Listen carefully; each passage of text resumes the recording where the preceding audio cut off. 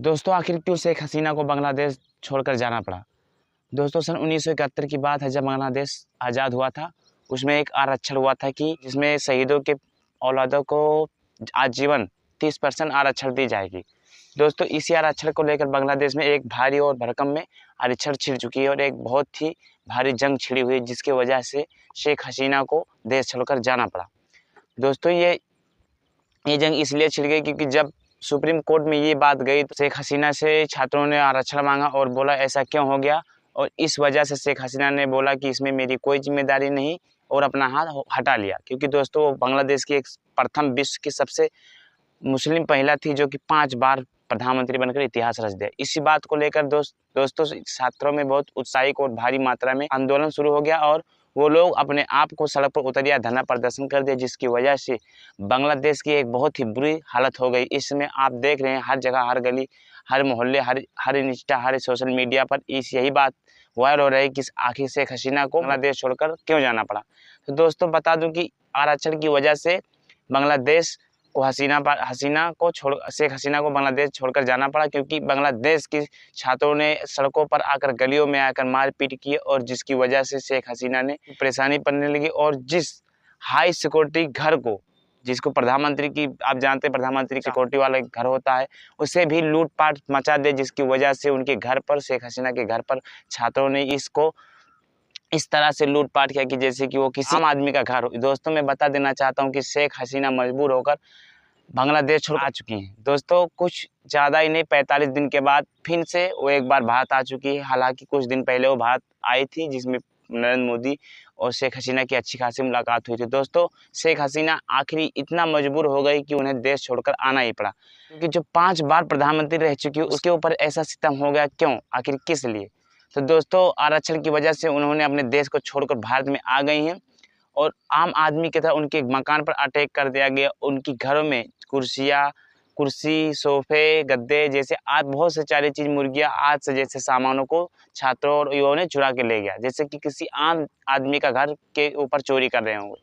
दोस्तों बता दें कि बांग्लादेश के बंगबंधु गली नंबर 12 और 11 में उनके पिता मुजुम्मिर रहमान का बंगला था, जिनके ऊपर कुछ ऐसा ही हुआ था और एक बार उनके ऊपर आर्मियों द्वारा टैंक भरकर गए और उसके घर को घेर लिया गया और उनके ऊपर हमला कर दिया गया। दोस्तों उस हमले में पूरे परिवार मारे गए और उसमें एक गर्भवती महिला और एक बच्चे थे, जो कि सब मारे जा चुके थे। और सिर्फ शेख हसीना के पिताजी ने हिम्मत भरकर सिर्फ उन लोगों से ये पूछा कि भाई आखिर क्या चल रहा है, आप लोगों को क्या चाहिए और क्यों आए हो। इस वजह से शेख हसीना के पिता मुजुम्मिर रहमान को भी उसी जगह पर गोलियों से भून दिया गया और उनकी बात ना सुनी गई और इस तरह से उनकी कत्ल कर दी गई। दोस्तों आखिर शेख हसीना कैसे बच गई? शेख हसीना इसलिए बच गई दोस्तों क्योंकि 7,787 किलोमीटर दूर जर्मनी देश में वो 2 बहन रहती थी, इसलिए उनकी जान बच गई। और दोस्तों जब उनको पता चला कि हमारे पिता की कत्ल कर दी गई है, तो वो अपने आप को सहमत नहीं रह पाई और अपने आप को नहीं रोक सकी। उनकी बहन रेहाना हसीना ने उनको एक उत्साह दिया और अपने आप को नहीं संभाल सकी थी और उसकी बहन रेहाना हसीना ने उन्हें संभाला और बताया कि ये हो गया जो हो गया, अब एक नई दिशा में और एक नई चीज़ के बारे में और एक नई ज़िंदगी के बारे में हम लोग दोनों बहन सोचते हैं।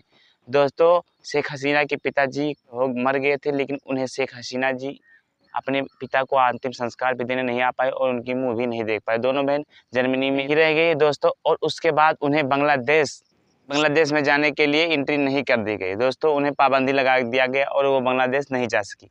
उसके बाद उन्होंने भारत आने का प्लान बनाया और भारत आया और भारत में रही।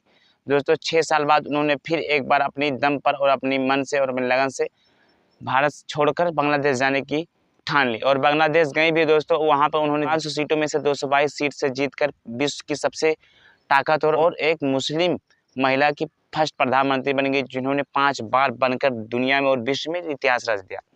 दोस्तों उनके पिता के ऊपर हमला कर दिया गया था इसलिए क्योंकि वो पाकिस्तान के हमेशा विरुद्ध में रहते थे और हिंदुस्तान की एक अच्छी खासी दोस्ती भी थी उनसे, और इस वजह से उनके पिता पर बांग्लादेश के आर्मियों द्वारा उन पे हमला कर दिया गया। दोस्तों कुछ तरह से इसी वक्त अभी हाल में जो उनके ऊपर शेख हसीना के ऊपर भी यही हो गया, उनके घर के ऊपर आम आदमी की तरह अटैक कर दिया गया है, जिसकी वजह से उन्हें अपनी देश बांग्लादेश को छोड़कर भारत आना पड़ा। दोस्तों वहाँ से उन्होंने उत्तर प्रदेश के गाजियाबाद, नोएडा के दिल्ली में अपने हवाई जहाज़, आर्मी के हवाई जहाज़ से आए, लैंड किया, जिसकी वजह से उन्हें अपने देश को छोड़कर आना पड़ा था। और इस वजह से शेख हसीना ने बहुत ही मजबूर हो गई थी और उन्होंने आर्मी को कॉल किया कि मैं एक बार बांग्लादेश की युवाओं और सभी जनता से बात करना चाहता हूं, जिसके ज़रिए आप रेडियो के माध्यम से मैं बात करनी चाहती हूँ। लेकिन वहाँ के आर्मी ने उन्हें परमिशन देने से मना कर दिया और वो मजबूर और बेबस होकर बांग्लादेश को छोड़कर चली आई। दोस्तों, तो आप लोग देखते हैं कैसे एक ताकतवर महिला और एक 5 बार प्रधानमंत्री बनी हुई महिला के ऊपर किस तरह से अटैक कर दिया गया था। दोस्तों, उनके पिता को भी मार दिया गया और फिर भी उन्होंने अपनी ज़िंदगी में हार नहीं माना और कुछ इस तरह से उन्होंने मजबूर होकर भारत आने का प्लान बना लिया। दोस्तों, उन्हें बहुत से सारी कठिनाइयों को झेलना पड़ा, अपने पिता को भी नहीं देख पाए, उनके पिता मर चुके थे, फिर भी उन्होंने पिता के भाग नहीं ले पाए। कुछ इस तरह से उन्होंने अपनी ज़िंदगी में कठिनाइयों को झेलते हुए नहीं बल्कि हर देश से उनकी अच्छी खासी दोस्ती थी और प्रथम मुस्लिम महिला और सबसे ताकतवर 5 बार प्रधानमंत्री रह चुकी थी। तो दोस्तों, आशा करता हूँ आप सभी को मेरा वीडियो पसंद आया होगा। तब तक के लिए मिलते हैं अगली वीडियो में। और आप अगर हमारे यूट्यूब चैनल पे एमजे शरण में पहली बार हमारी वीडियो को देख रहे हैं तो यूट्यूब चैनल को सब्सक्राइब जरूर करिएगा और साथ में बेल आइकन जरूर प्रेस करिएगा। दोस्तों, अगर आप ऐसा करते हैं तो मेरा हौसला बढ़ता रहेगा और वीडियो को शेयर लाइक जरूर करिएगा ताकि कि ये वीडियो एक दूसरे के पास तक पहुँचता रहे और मेरा हौसला ऐसे ही बरकरार रहे, जिसकी वजह से मैं आप सभी को एक अच्छी सीख और एक नई वीडियो बनाता रहूँगा। दोस्तों, जब तक के लिए मिलते हैं अगले वीडियो में। जय हिंद, जय भारत।